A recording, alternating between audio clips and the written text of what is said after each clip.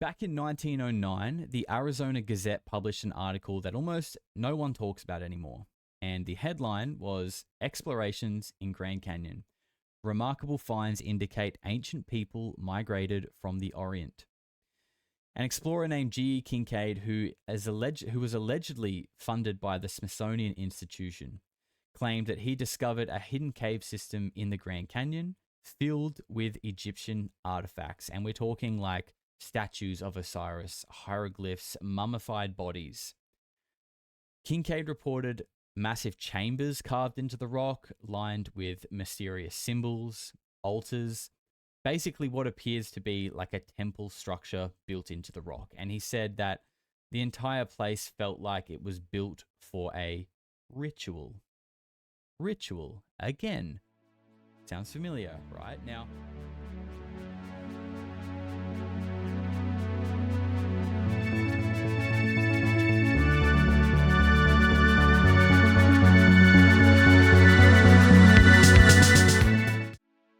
make sure to like the video, subscribe to the channel, share with your friends, do all the things. Go do them right now. Come find me, x.com/shotgunmine, at the sDm files on YouTube. Next up, we have Polarity. Super fun watch. Let's get some right now. why Parliament House in Canberra makes sense. Parliament House's distinctive design required massive excavation, exactly the type of construction necessary if you found a huge immovable object under the ground. Coultharts specifically noted the object was too large to move, thus necessitating construction directly above it, aligning perfectly with Parliament House's unprecedented scale and subterranean architecture. Choosing a highly visible symbolic landmark as a cover matches the hidden in plain sight principle. People tend not to question something directly in the public eye. This is a great point. A secure military base like Pine Gap is already hidden. Why build something over it when it's already secluded from the public view? I'm not sure that point kind of stands up too well, but I kind of get what it's saying. A high-profile public building is actually less suspicious than a secure military-type installation. People assume transparency and thus overlook potential hidden purposes. How ancient Egypt became a UFO disclosure cult in modern America. Pine Gap, investigating Australia's home to UAP, CIA, Mount Zeil, and alien bases.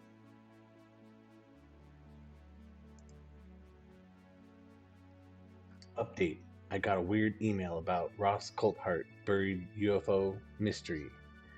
Australian alien investigation. Polarity is a very fun watch always. They're always kind of short, an hour. This one's a little less than an hour, I think. 48 minutes. I think they're kind of around that,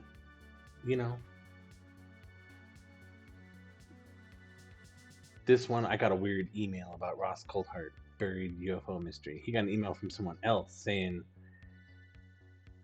hey, I've been watching you. I know that you've been trying to find this big UFO that Ross Coulthart's been talking about, and I think it's probably under the Parliament building. And there was another place he was talking about that he says, oh, actually, now that I talked to this person by email, I don't think that other place is like high probability at all anymore.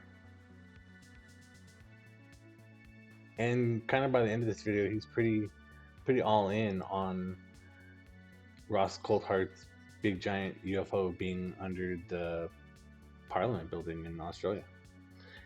The first part of the video, he'll talk to you about it, and you gotta watch his little map here. And it shows you where the Parliament building is in Australia. That one's a lot closer than most of the other maps. Let's go find the big map. There's his big map. So he says, when Australia was first formed as Australia instead of as a, part of the British Kingdom, in 1901. This is kind of how it was organized geographically, politically, and that the federal government, not very long after that, like 10 years later, 1910, 1911, something like that, carved out this little place that they call the ACT, and they also chopped this block of Australia, South Australia, into two blocks. The southern part being South Australia and the northern part being called the Northern Territory. And that Northern Territory, upper block is all federal territory, so it's not another state. And that's where all sorts of crazy stuff goes on out in the bushes, out in the outback of Australia. But this video is mostly about where's the big UFO, and he says, I don't think it's in the Northern Territory anymore. There's like a submarine base that he was kind of basically saying, I think it's that. But, he's decided, no, it's actually just under the parliamentary building. So the whole video is about why, looking at the geography, looking at all sorts of receipts, right?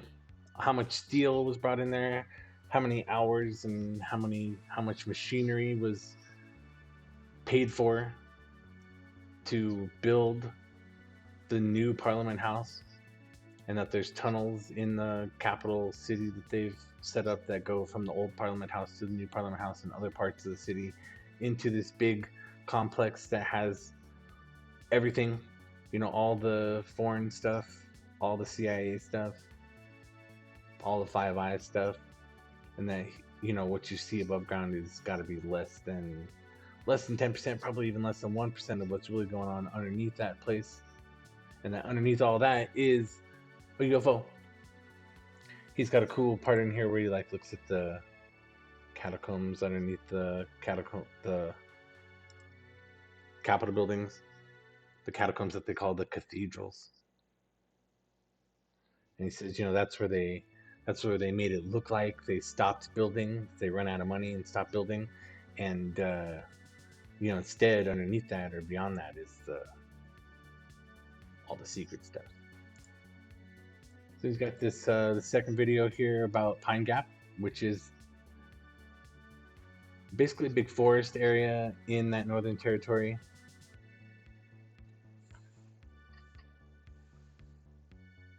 A little bit of this video is him, saying, well, yeah, maybe the UFO is there, but I actually think it's over in the capital city. But then he goes over a lot of the paranormal and UFO activity that goes on in the Northern Territory and specifically Pine Gap area.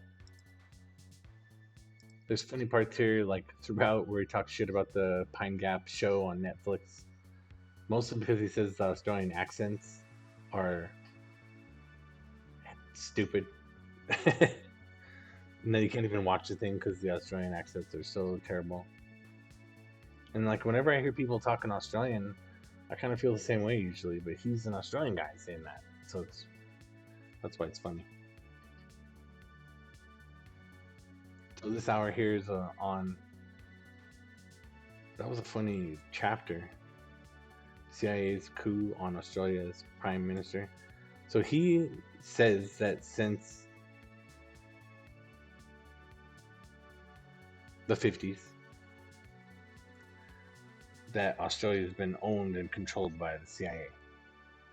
And that they took out the Australian Prime Minister at the time. And ever since then, anyone who's involved in Australian government and military and secret services is beholden to the Americans, to the CIA specifically.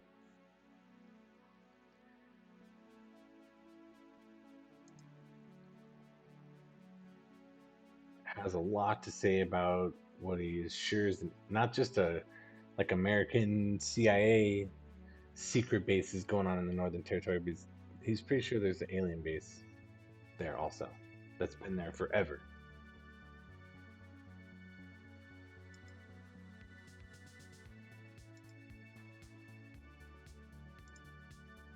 Next video was my favorite of these three, which, he's just kind of getting into the details of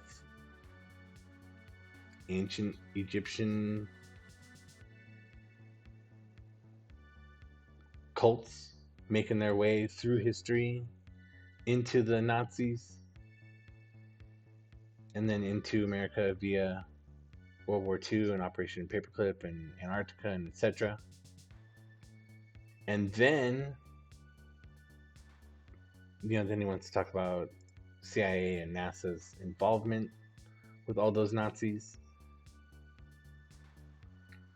And what he's tracking is not even necessarily Nazis. He's tracking occult practices that go from Egypt to the Nazis to the CIA and NASA. So, for an hour each, they're fun watches. They're short, highly informational, and fun.